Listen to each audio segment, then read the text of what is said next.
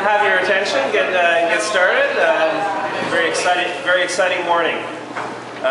My name is Alward, and I'm the LGBTQ representative on the Kitchener Centre NDP Riding Executive. And it's my pleasure to introduce our special guest this morning. But first of all, I want to thank all of you for taking the time to come out this morning. It's good to see all of you here. Even though it's my understanding that a few robocalls went out last night saying that I was going to be held to but now to our guest. Thomas Mulcair became only the second NDP candidate ever to be elected in Quebec in a by-election in 2007, and became the first NDP candidate to win in a general election in Quebec. Thomas has served our party as House Leader, he's the co-deputy leader, and I believe most critically, he is the Quebec Lieutenant of our party. I will personally admit that at the start of this campaign, Thomas was not my first choice. But that's why they are called campaigns, because we as members get to listen to and watch a candidate and see and hear what he or she is all about. And in Thomas, I have seen someone who will be ready on day one to stand across the floor from Stephen Harper and be a very effective leader of the official opposition.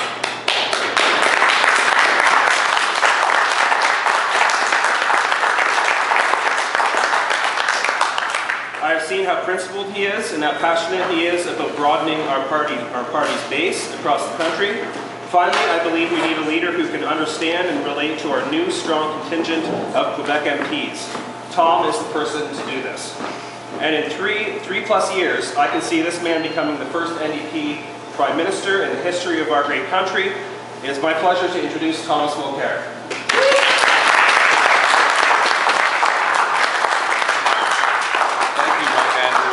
That extremely kind introduction.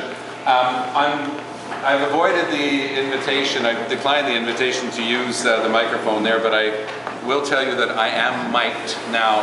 This is Radio Can doing some background footage for their reports that they're going to do on the different candidates for the campaign. So we're being accompanied, Catherine and Chantal and Marshall and I this morning, by our cameraman, and I didn't even get your name properly this morning. Vedran, our cameraman Vedran, who's with the Radio Canada, the French side of CBC, who's doing his work this morning. So I just wanted to explain the presence and what we're up to, and Chantal's kind enough to be bringing me some water, because I didn't catch any old cold 10 days ago. I caught a Saskatchewan cold, and I'm wearing my CCF pin. That was my reward for getting out there, but the cold is the result of getting into some really interesting places, but cool places in every sense of the word in Saskatchewan, so I'm still dragging a bit of that cold. But it's a thrill to be with you here today in Kitchener. It's a wonderful experience, this campaign overall. Catherine, who has her own busy career, has been accompanying me for large parts of this trip, and for us it's been amazing. You get to see a condensed version, like a lot of you, I imagine. I was able to travel to all 10 provinces as part of my life, my career as a lawyer, as a government officer, and as an elected official, but I've never seen such a condensed version of it. So I have some very good news from the 200 and some odd thousand kilometers that we've traveled over the 5 months, and from the 200 or so meetings and pubs and restaurants and coffee shops and living rooms across Canada. It's a great country. This is my number one conclusion, and Canadians are an extraordinarily good, kind, and generous people. And that's what's kept us together.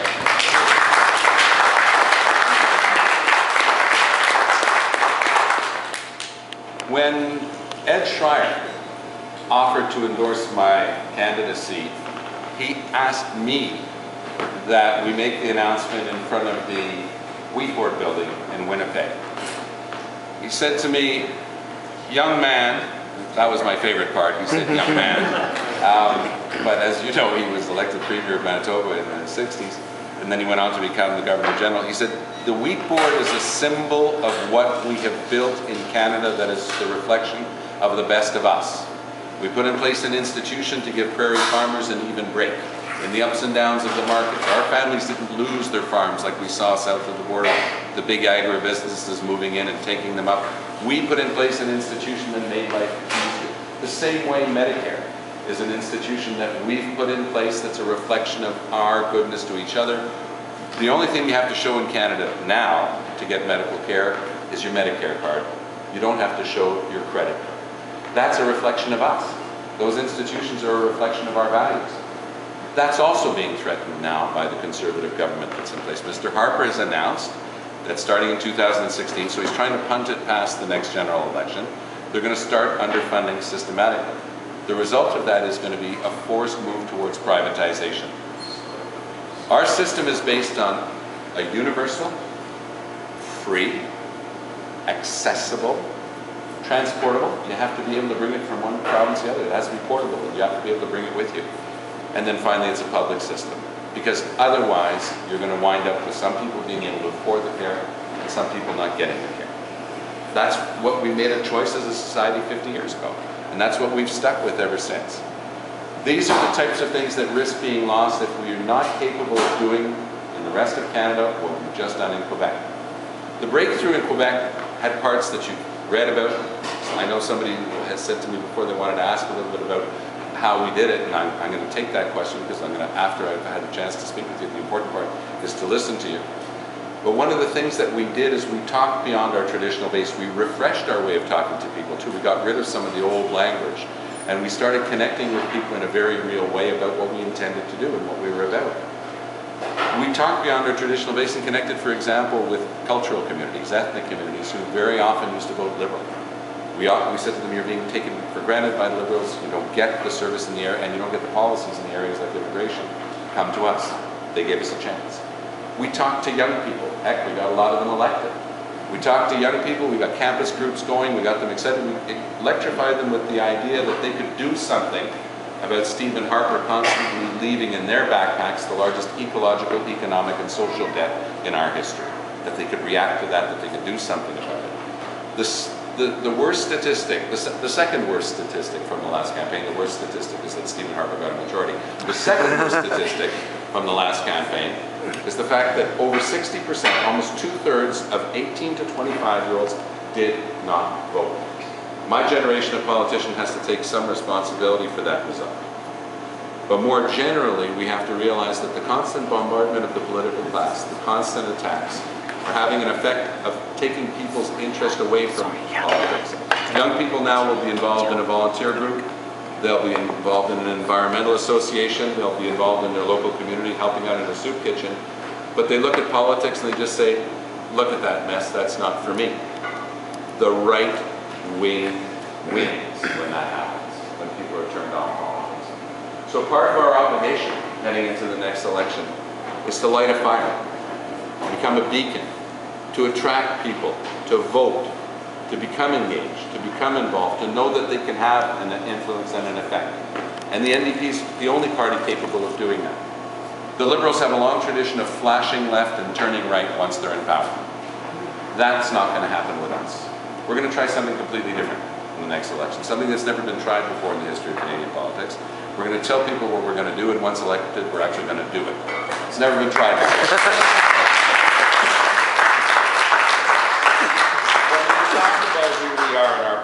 We say that it's unacceptable that we have so many seniors living in poverty. In the first year of a first NDP mandate, we will increase the guaranteed income supplement so that it is no longer the case that any Canadian senior lives below the poverty line. We will act so that it's no longer possible in one of the richest countries in the world that children still go to school in the morning hungry. We'll take care of that.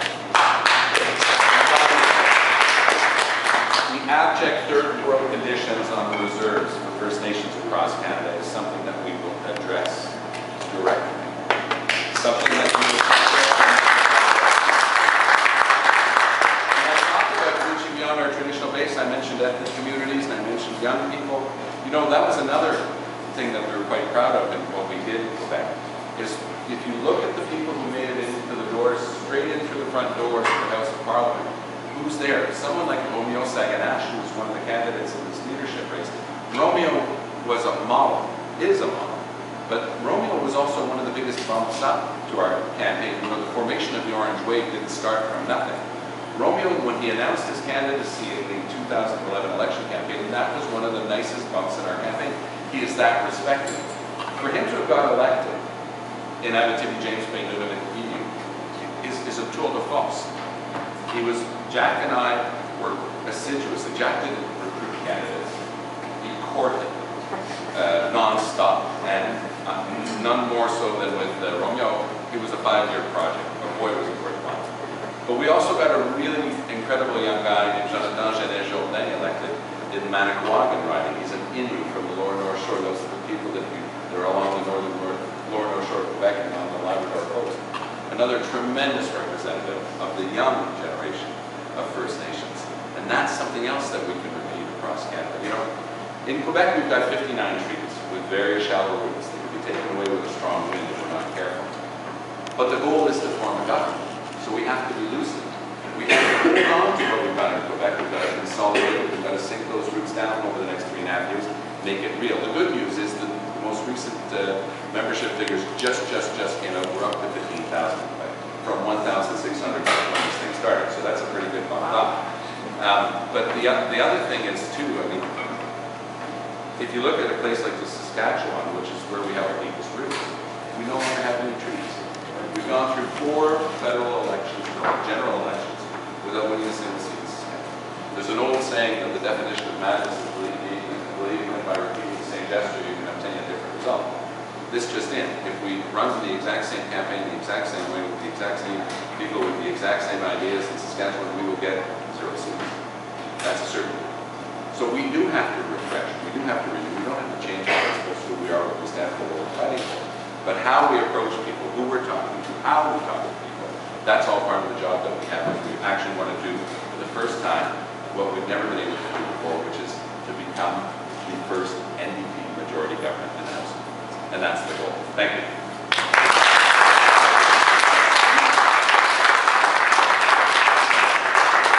I said I would start taking some questions, so please feel free.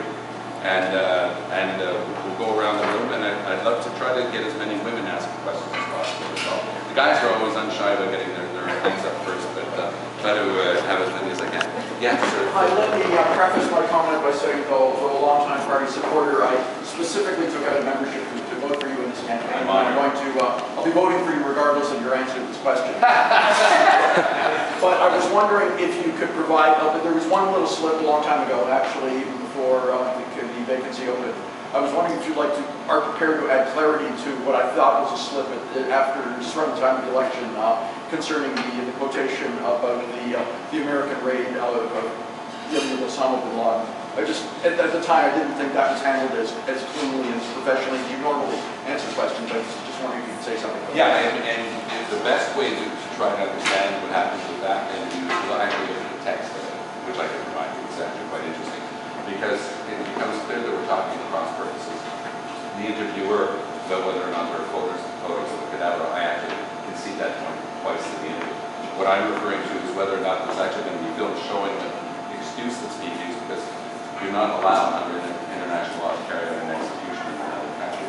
So what the question was the excuse that was being provided with regard to, and it had changed several times on the book. So the question was there a possibility of backing up the claim that it was self-defense, and those several stories had changed. But it was not the clearest by any account. But I think that if you read it, you'll see that that's where the slippage occurred. Yes? Okay, I have 2 kind of questions. Aha! There's always the ones who try to get into questions. Well, ask them both. 23 minutes, not afraid of asking questions. So, the first thing is, as you may or may not know, this is an LGBTQ run, owned, and established establishment. Okay, this cafe.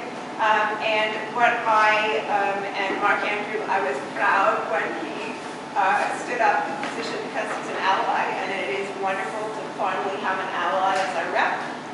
But I'm wondering if you were to become Prime Minister, how you would work. Right now, as you know, there's this huge change to change Toby's law, the inclusion of gender expression and gender identity in the Human Rights Code, what you would do to help support that, as well as the change in the passport rule that trans-identified people cannot leave the country. And the second part is in terms of disability issues, everything's being addressed towards seniors, and I understand seniors, that's a huge problem.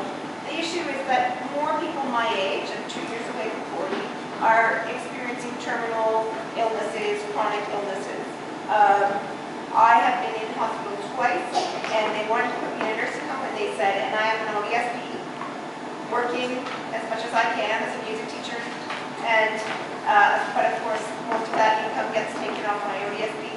And what I'm wondering is, in terms of long-term care, the only option I have is, because I have no biological family to speak of, is, and my friends aren't expected to pay for a nursing home, right, is to go in long-term and leave and come back.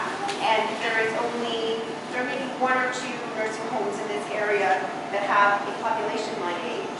Obviously, you know, and I have been a healthcare worker as well, and I've been appointed to actually the advisory board for LGBT home care advisory board that's a study being done at York University, one of the reps.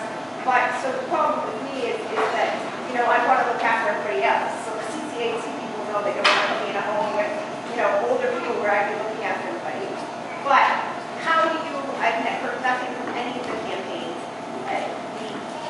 this is the people running for leadership, about how they would support the middle to older age population that is chronically being affected by these kind of diseases that cannot afford to be put in some kind of, you know, respite care or whatever for disability, and would have to face now basically going into a nursing home at 37, long term.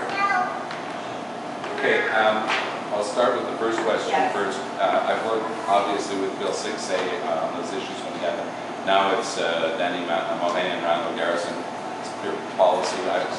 My own track record on it, as you might have seen with a gentleman that we were trying to save from deportation to Malaysia, where he was facing the possibility of torture for the fact of being homosexual. You know, my track record is there to see. It's something I stood up on and strongly acted on. So it's going to represent who I am and what I do in these issues. With regard to the second issue, healthcare is a 100% provincial jurisdiction, not a federal jurisdiction. Although there are agreements that exist between the federal government and the provincial government with regard to the Canada Health Act. But there is one federal angle into this, and it's the disability aspect that you talked about. Because Canada has finally adhered to the UN Convention on the rights of disabled persons. So that is, for the first time, a constructive obligation placed on the federal government to take action in these important areas. And yeah, I mean, continue working very hard with the provincial NDP to make sure that your province includes that type of care for younger people, because you describe it so well. Yes, but as you know, Harper's trying to change the healthcare system, and some of the things he has proposed, you know, which seem to be just dictator-like, would only allow payment for certain things, and I would no longer. No, there's been no change in that regard. No, but he's trying to change that. That only makes certain services available at certain times for certain people. The federal government has no role in that sort of thing. There's been no discussion of that. But what you do have to keep an eye on is that as of 2016, they are threatening to cut back the current increases, and that will mean that the provinces will start closing the valves. It's the same downloading we went through with the Liberals under Martin, and that produced catastrophic results. You're completely right on that. Any other questions? Yes. So one major thing that I'm sort of worried about is, I've been told it's in Mexico, but because of the right that you were elected in, you said, of course, that you were behind Israel 100%. Recently, there's been a lot of saber rattling about a potential preemptive attack on Iran, things like that, and I'm just wondering what your stance in that area is, what you think of this whole situation, because there's been a lot of people trying to say, don't do this, don't do this. When Canada withdrew its application for membership in the year. We didn't withdraw it because we were concerned that we were going to lose. We withdrew it because we knew we were going to be humiliated. Because the Canada that Stephen Harper is projecting onto the world stage is no longer recognizable to us, but it's no longer recognizable to the world. They don't want it. With regard to the Middle East, my position is clearly categorically, and has never wavered from that, has been the NDP's position, and I have never wavered from that one iota. And the NDP's position was Jack Layton's position. And I can share with you that there was no issue on which he is spending more time developing and crafting the wording to have something as balanced as our position. And here's what that position is. That we will work with partners for justice and peace in the Middle East within a framework of UN resolutions and international law to ensure that both Palestinians and Israelis can have a state that is their own, an autonomous state that will live within safe, secure, mutually agreed borders. That's in our party position as well. Free of threat of attack, so that they can continue to live in peace. Now you'll notice that in the wording that we have in the NDP, the only word that occurs twice in there is the word peace. And that has to be the number one priority, and it would be my number one priority. We're all in a position when we're in our leadership race to answer hypothetical questions more than we would normally in our political lives, because the people who surround us and in Ottawa try very often just to answer hypothetical questions. But in the case of a race like this, you do have to be a little bit more directive. So I'll take on the last one very directly. The only reason that you can ever be involved in attacking another country is if it's in self-defense, and that country is a direct threat to you, or, on the other hand, if it involves protection under the UN Charter of civilians in a country. We've already seen the Libyan situation this year where we had a UN resolution. I would dare say that the Syrian situation is even more egregious when we watch the mass slaughter of civilians by their own government. One is left to ask how it is that the UN has not been able to get in there after what we saw in Libya. That being said, anyone in their right mind looking at the current situation will come to the same conclusion, but let's just be clear about it. It is unthinkable, unfathomable that there would be a direct attack on Iran right now when both the Americans and the British are saying the same thing. Give sanctions time to work, by the way, it will. And if you look at the instability of the regime there, the only way that they get out of them safe is through an attack. Then everybody would rally around them. They're unpopular, their economy is falling apart, they've been incredibly incompetent, and they've been costing themselves an arm and a leg with everything else that they tried to spend on it, other than taking care of their own people. So Iran is becoming a basket case. Put the sanctions in place for their failure to respect international law on the nuclear program. And since there is no direct threat at this point, then there's absolutely no cause, and I'm categorically, unquestionably opposed to any military action in those circumstances.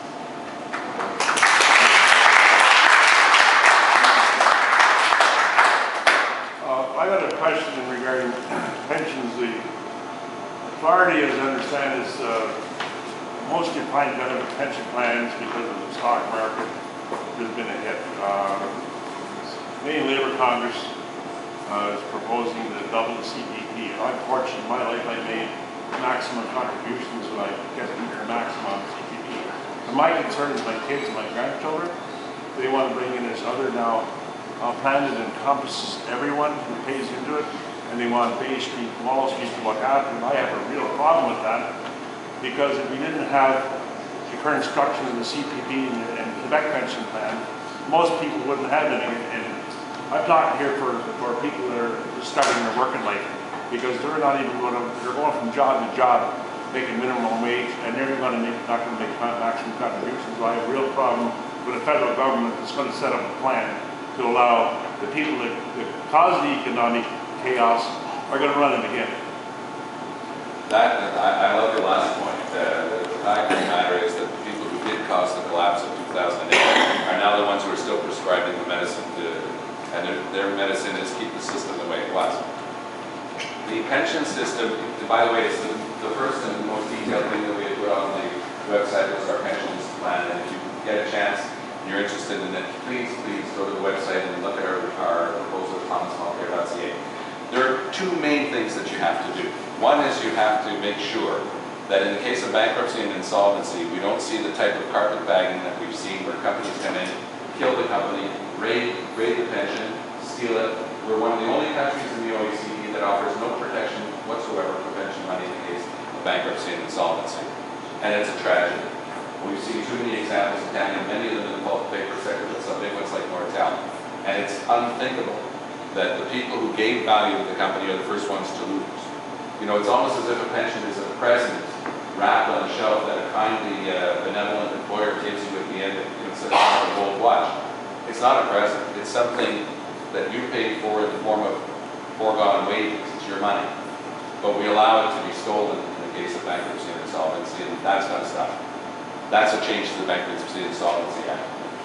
Stephen Harper is on the record as saying and as repeating often, why should only union members have access to a defined benefit pension?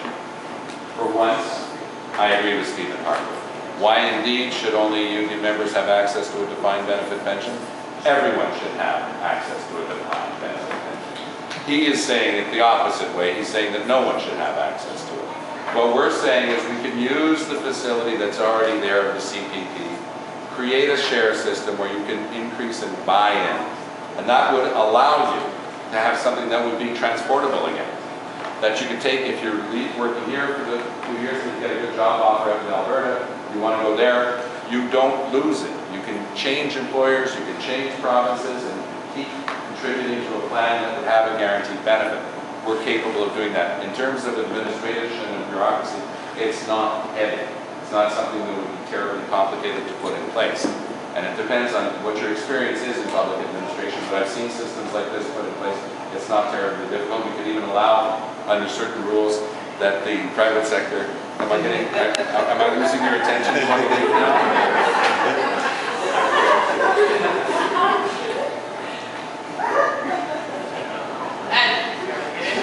She wants to leave for the pension.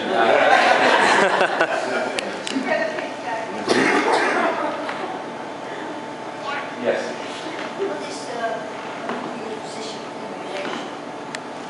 Well, the question is a general question on immigration.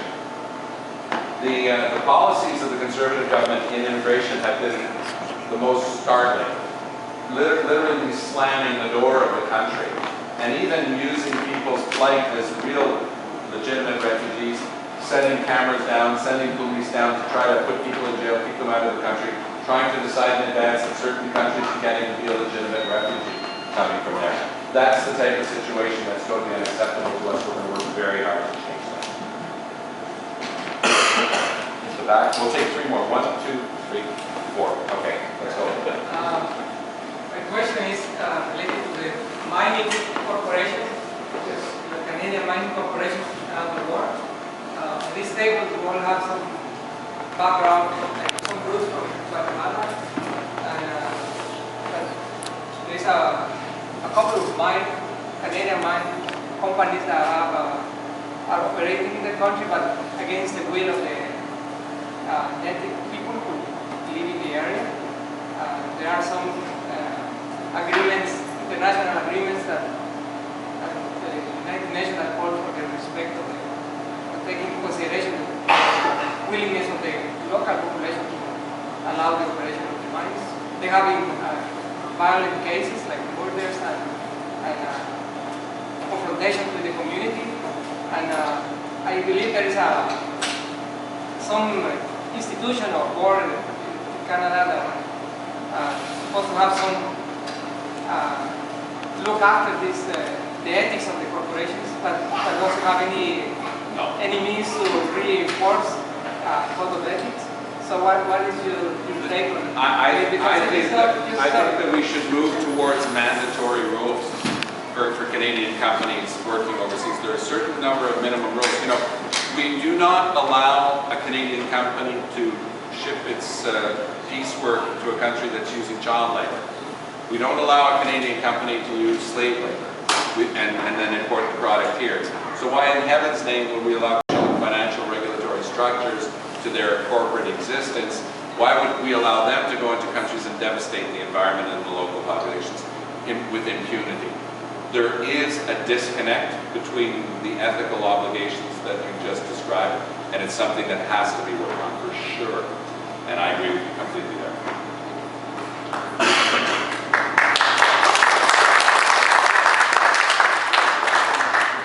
Yeah. I really have a question about the disparity between the very rich and the very poor in this country, which is increasing rather than diminishing.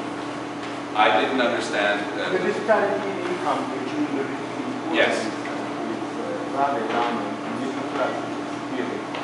And what are you going to do about trying to slow that down, prevent it, use tax systems, establish a ratio between the lowest wage and the highest wage?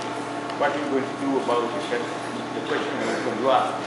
But there was a question about Israel and the Middle East. And I'm not in favor of nuclear bombs by anybody. But That's good to hear. That's a safe position to take in an NDP meeting. Of course, but there seems to be an elephant in the room here, and the thing that worries me is if Israel and Middle East countries can have a nuclear weapon, why can't anyone else? It's something that is never talked about. It is something that's studiously avoided. I just want to know, is it possible that we can have a nuclear-free Middle East, including Israel? Well, I'd rather take up the challenge to have a nuclear-free world. Yes. You can't just say that's got to be the goal. If the overarching priority of all priorities in international affairs is going to be peace, that's where it begins. So I'm wondering, does the NDP, do you yourself have a strategy for working towards bridging the disparity between the obviously growing richer and richer Canadians and the ones who, like myself, may have to be on social assistance or provincial disability, where we're having trouble making ends meet, where if we're not in subsidized housing, the choice is often between do I pay my rent or do I eat? Never mind parents with children, single parents. Does the NDP have sort of an overarching strategy to work on trying to close that gap, trying to get these Canadians who don't know if they're going to have enough money at the end of the month, find ways or encourage them to not necessarily be stuck there? Your question actually dovetails nicely with the previous one, and it's essentially the same question. And when we started talking 5-6 years ago about the prosperity gap, we were actually ahead of the curve because we were describing what everybody has learned since then with things like the Occupy movement, because the statistics have become out there for everyone, that there is a growing gap between the richest and the poorest, and it's getting worse and not better. So yes, there are things that you can do to make sure that you change that. Part of what's happening is an attack on workers' rights generally, and that is being led from the top. In other words, stealing a worker's pension goes almost unnoticed, whereas it should be the object of a great deal of attention. Attacking workers' rights with a lockout and then back to work legislation in utter bad faith in the case of the postal workers was simply then playing Ronald Reagan, setting it up to execute some workers on the public square, going after a union they figured would be an easy target because not very popular, and then they would stomp on them. I was there. I had Vinnie Lemley of the postal workers in my office during that whole filibuster proceeding that went on for several days in the spring, and I got to see firsthand the behavior of the Conservative government, complete and utter bad faith. Real solutions have been put on the table. All they wanted to do was to have an excuse to go back to work and set an example. Then, when the les agents de bord, the flight attendants at Air Canada showed that they might be willing to take job action, they didn't even have to take their revolver out. They just had to make a motion like that, and things started to collapse. Electromotive is exactly what's happening after that. It's open bar on workers' rights in Canada, and that hollows it out. Because as good paying manufacturing jobs get replaced with part-time service sector precarious jobs, that don't have a pension, that gap is widening. You know, the Conservatives have failed to internalize the environmental costs of the tar sands notably. And the effect of that is something that's called in economic textbooks the Dutch disease. That is setting in Canada right now. The loss of those manufacturing jobs is destabilizing the balanced economy Canada had built up since the Second World War. And it's a direct result of the way that we're developing the oil sands right now. So that is where you would have to start. You start applying basic principles of sustainable development there. And sustainable development is the ecological, it's the economic, and it's the social. And then it trickles down. Well, what you do is you make sure that you're not hollowing out those good paying jobs, because otherwise you're killing the economy. I just came in from, I was in Welland last night. You know, if you want to see what's happening in southwestern Ontario, go to Welland and see the shops that are boarded up and see what's happening as the local economy is getting devastated.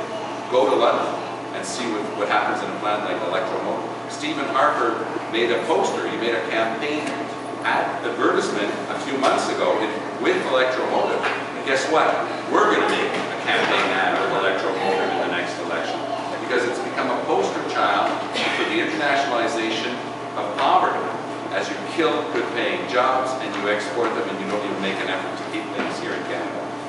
We, for example, are going to be announcing today a labour policy in Hamilton that would require, anytime another country takes over a job like that, like something like Valley Inco, they're going to have to be transparent about what rules are in place. And right now the biggest problem is you can't even see the deal. So how can you enforce the deal? So it starts with the model. The tone is set at the top. The tone being set now by the Conservatives is attack workers' rights. And the more you do that, the more you hollow out the manufacturing sector, the more you try to break the presence of unions in that type of settlement. And then you have people who don't have pensions, they're more and more precarious, and that's where they want. That's a goal being set. So our vision, socially and economically, is far different from that. Rebuilding the balanced economy that's being lost. In the 6 years since the Conservatives got to power, we've lost almost 500,000 good-paying manufacturing jobs, mostly in this region and in Quebec. And that's one of the main reasons that you're seeing the result that you're seeing there. At the back, yeah. I'm 16 years old, and I haven't heard a lot of politicians speak to the youth issues because we don't get a say in elections, we don't get a vote.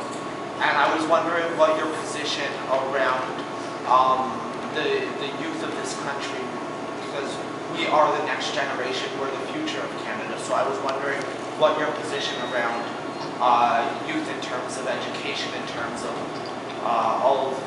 in terms of, you talked about getting youth more involved in politics. I've been involved in politics since I was 10, but I'm the abnormal, I'm the extreme minority, so I was wondering what your position around. Well, it's interesting because prior to your question, you heard me evoke several times the debt that the Conservatives were leaving to your generation. And the importance for us to connect with young people to make them understand that the decisions that are being taken are going to affect them for the rest of their life. On education, Canada is one of the few countries in the OECD that's actually backsliding in terms of the number of PhDs we're producing in research. You know, the only way to create wealth is to increase knowledge. But in Canada, to get a bachelor's degree, an undergraduate degree now, the average debt is over $30,000. So nobody in my generation had to indebt themselves anywhere near that. And when are you supposed to buy a house if the two of you are finishing with $30,000 each in debt minimum? And by the way, buying a house is actually good for the economy, but more and more young people are going to be told that they've either got a choice between huge debt and getting an education, or maybe even foregoing education for which they're perfectly well qualified to avoid that. I come from a family of 10 kids, and I wouldn't have been able to do my studies at a place like McGill in law if it wasn't for the fact that I came from a province that's always worked hard to keep tuitions down and to have a decent loans and bursaries program. That's something that we've done that's quite different. And I dare say that the federal government, even though it's not directly responsible for education, has made deals in areas like healthcare with the provinces and territories. We can work very hard to do the same thing with regard to education, to make it a priority to lower tuition, to make sure that the only criterion that determines whether or not you stay in your studies is your capability of doing them, and not whether or not you're going to be carrying around a debt sentence the rest of your life. Yes? I don't know if this has anything to do with federal election. My God, what is the NDP party going to do to protect kids who are being bully, like the provincial government said, oh, we're gonna, if the kid's being bullied, the bully is gonna be expelled. But where my daughter goes to school, she's always picked on, and nothing is being done. The teacher doesn't do nothing, and it's like many people, several people have left that school because of the bullying in that school. It's an ongoing problem. What are you going to do to stop stuff like that? I'm sorry to hear that example, to know that it's there. There's really little that the federal government can do with regard to that other than set the tone. There is a Ministry of Health in Ottawa that works sometimes on these issues with provinces and territories, and I think a campaign of sensitization and public awareness of the importance of bullying. We've seen extreme cases where the kids can actually get quite desperate and the results can be tragic. Yes. So I think that it is an important issue, and if we make it one, I know that in Parliament every year we have a day that we mark on the calendar, and everybody wears clothing that corresponds to our recognition of that day. Like one day was anti-bullying day, but it still seems to be a big issue in certain schools. Yeah, and yes, and well, it is a huge issue. My daughter's only 9 years old, and she's starting going to this school because of it. I'm very sad to hear that, but I think that the best thing to do also is to get involved in associations that exist for that, because there are some. Government should make sure that they give help, and the bullying behavior can be seen in all sorts of levels, and I guess that is part of our obligation, all of us, is to make sure that we stand up to bullies. I have to go around to the parking tickets. I'm not locked out of you, okay? I'll be there with you. Thank you. Next one. We'll just, I think we're going to end it there, and we'll be able to talk to each other a little bit in smaller groups after that. Thank you very much.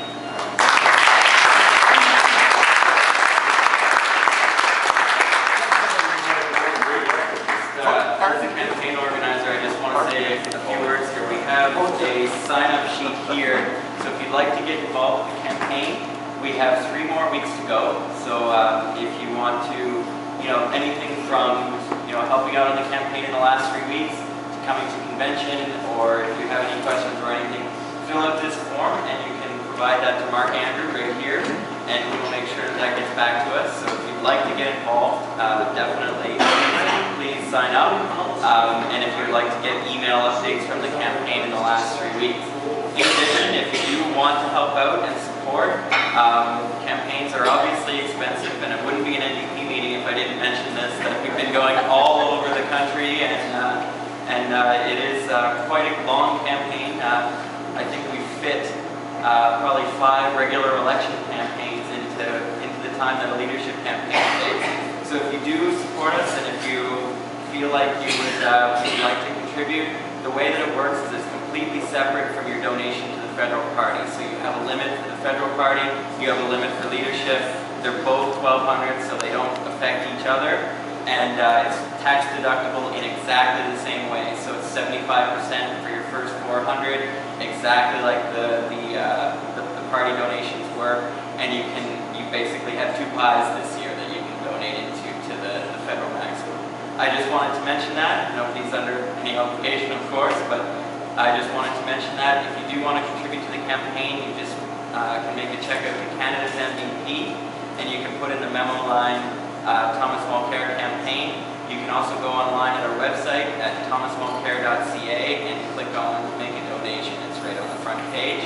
Like I say, if you want to get involved or if you have any questions for us, please put your name on our sheet, and we will be sure to get in contact with you. If you'd like to ask a question or anything, just put it on the sheet and give it to Mark Andrew. And I'd like to thank again Mark Andrew for his introduction and for all the help that he's been putting this together. Thanks a lot.